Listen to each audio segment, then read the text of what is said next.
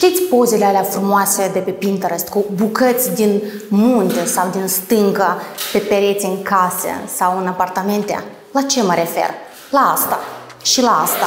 Dar asta, frumos, nu?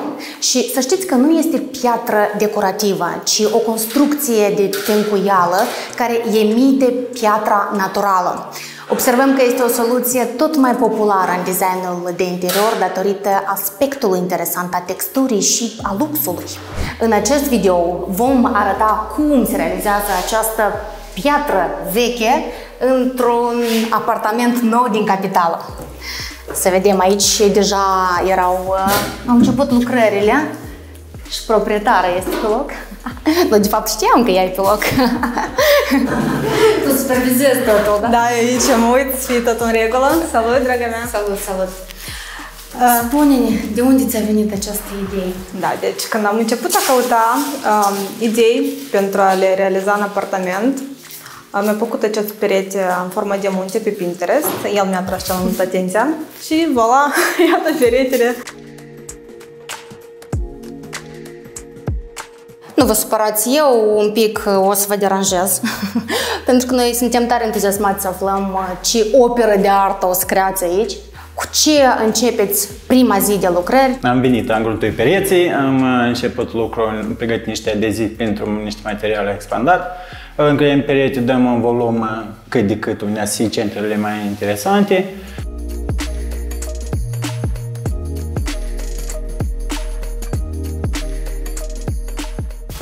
Da, deci în prima zi de lucrări se efectuează acest relief de parcă-i stâncă, munte.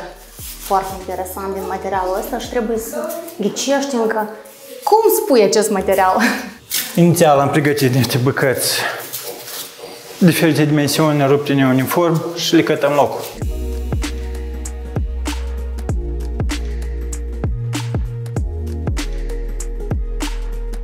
Și care este următoarea etapă? Lăsăm să uși, cred că până a doua zi, timp de 24 de ore, la care ne întoarcem și va mai adăugăm și va mai scotem.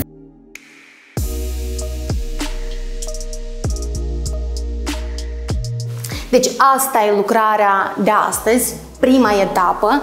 Domnul mi-a zis că o să vină mâine, peste 24 de ore, să mai umple aceste goluri, să perfecționeze un pic așa zisa stâncă. Eu una sunt extrem de entuziasmată, sunt sigură că va ieși un rezultat extraordinar de frumos. La noi nu am văzut încă așa gen de perete și da, cam asta e. Venim mâine.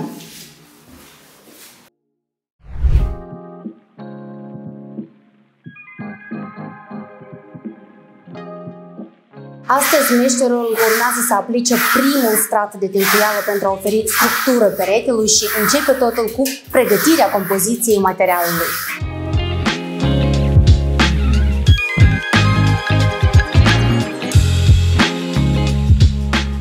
Tencuim o lecuțică peretele, îndreptăm formele ca să primească cât mai aproape de adevăr, natural. Astupăm pinoplastul care l-am pus în prima zi. Totodată îi dăm careva structură adăugătoare, să nu fie peretele prea neted. Umplem golurile care au fost destul de adânci. La etapa dată tot încă nu se cunoaște structura care urmează să o avem, dar dăm volumele, creăm încă volumele, lucrăm asupra lor.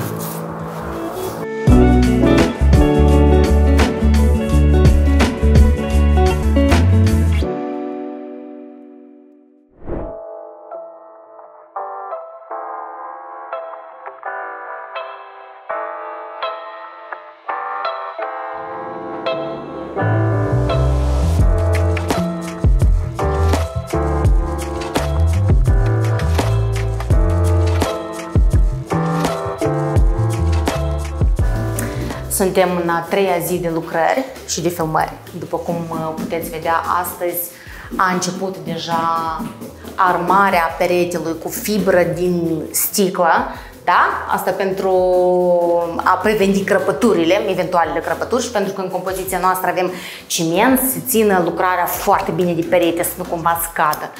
Ce să zic, vedem deja conturarea reliefului și a ideii de munte, dar totuși deocamdată arată cam straniu. Meșterul însă ne dă asigurări că trebuie să avem răbdare și la final va fi fantastic de frumos. Urmează încă câteva etape să le parcurgă zilele următoare. Dar mai întâi de toate să ne povestească ce face astăzi. După cum mergea vorba astăzi, suntem la etapa de armare și de rigidizare a peretelui.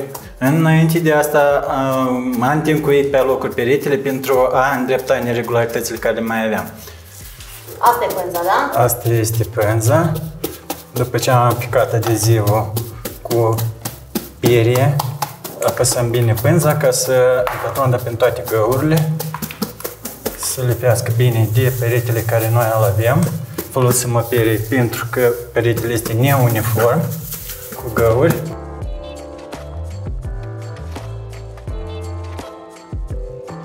O astfel de opțiune de finisaj poate fi creată pe orice perete din locuință. Fie că vorbim despre dormitor, baie sau living, cu siguranță va personaliza interiorul.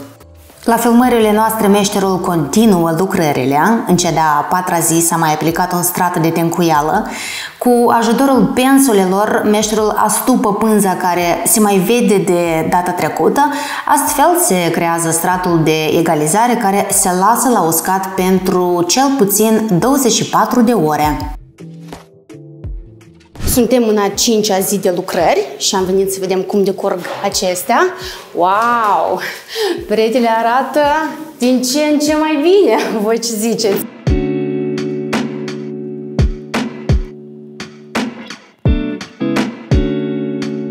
Deci încep cele mai interesante lucrări după mine pentru că arată bombă și cel mai tare ce ne interesează pe noi este de fapt compoziția acestui material. Cu ce diferă de cel pe care l-ați aplicat data trecută? Materialul de astăzi, în dependență de culoare, este mai deschis. Folosim un material pe baza cimentului alb. Adăugăm un pic din nisip în el.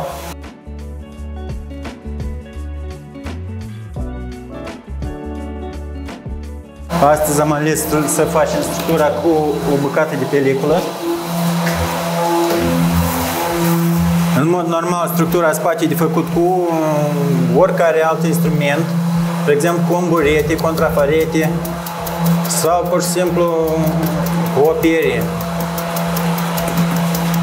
Noi astăzi folosim pelicula pentru ca să ne uniformizăm un pic stratul.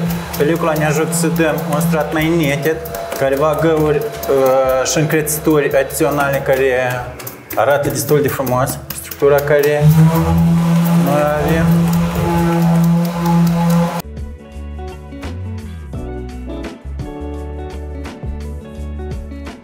Și nu știu dacă am menționat, dar în acest mod proprietarii au hotărât să decoreze căpătâiul patului, într-un mod inedit, zic eu.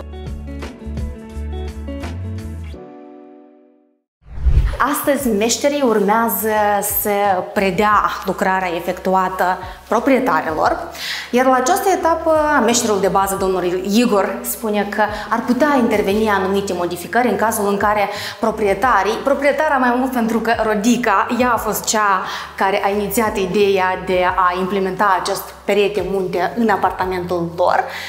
De asta urmează să vedem cum arată peretele și dacă acesta va fi rezultatul final sau va mai trebui de schimbat, poate de jucat cu culoarea sau... Bună ziua, Hristos a înviat! Îmi cer scuze că vă deranjez, spor la muncă și bună ziua, domnul Igor! Sunteți cu ajutor astăzi? Da. Cât de frumos arată, nu-i așa?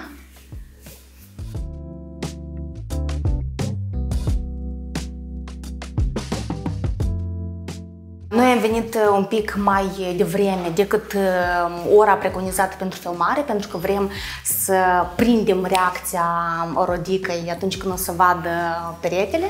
Aceasta este ultima etapă, mai trebuie pus vreun strat de decorare sau Totul depinde. Sau e rezultat final? În principiu, rezultatul final îl avem aici în porțiunea asta, da? La dorința clientului, de fapt, în momentul mai așteptăm verdictul clientului să ne spună cât e de ideal și așa am făcut noi. Ce ține de funcționalitatea acestui perete pe viitor? Necesită o îngrijire specială? În caz fiind să-l îngrijiți, mă rog, pe cu timpurile să așează praful cu o piere moale, ștergeți praful de pe dâns foarte ușor. E ok, adică să ștergeți și cu o cârpă umedă, problema între și e ca cârpa să nu se roadă de perete și să rămână până să scapă. Stapotez probabil, da? O cârpă care nu lasă scamă, care nu lasă sper și nu se roade de perete. Mamă, ce frumos! Deci e mai bine decât m-am așteptat. Îți place? Da, Igor, bravo! Am văzut la ei un showroom, așa gen de perete, doar că era de culoare antracid. Și nu eram sigur cum o să potrivească la noi culoarea, am zis mai bine să fie o culoare deschisă, neutră. Și arată bestial. Deci, citisem că după Feng Shui, peretele se poziționează deasupra capătuiului patului, exact cum este la noi. Și îți oferă un somn liniștit și elimină energiile negative. Deci sper așa să fie și la noi. Da. Până la urmă vrem să aflăm dacă doriți cumva să astupăm cu ceva, să acoperim cu un strat protector deasupra. Da, eu cred că o să punem lac mat. Aveți așa lac, nu? Da, și o să acoperim să fie mai ușor de îngrijit, mai ușor de îngrijit, să fie lavabil și așa. Da, ok. Perfect. Și aducem patul și ne mutăm. Ați văzut tehnica care a fost folosită pe etape. Ingredientul principal este compoziția. În cazul dat s-a mers pe un amestec de lucru din adeziv pe bază de ciment, iar în funcție de etapă s-a adăugat nisip, dar și granule de polister. Pentru a face ca aspectul să fie mai bogat și mai interesant, aici la capătuiul patului se va instala un LED. Și, apropo, dacă doriți să vedeți cum va arăta această perete într-o cameră deja amenajată când se va duce și mobila, scrieți în comentarii. Poate venim și vă arătăm rezultatul final.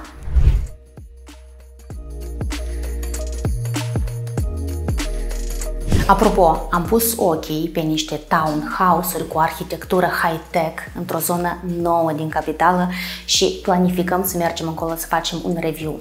Așa că abonează-te ca să-ți apară notificarea. Hai!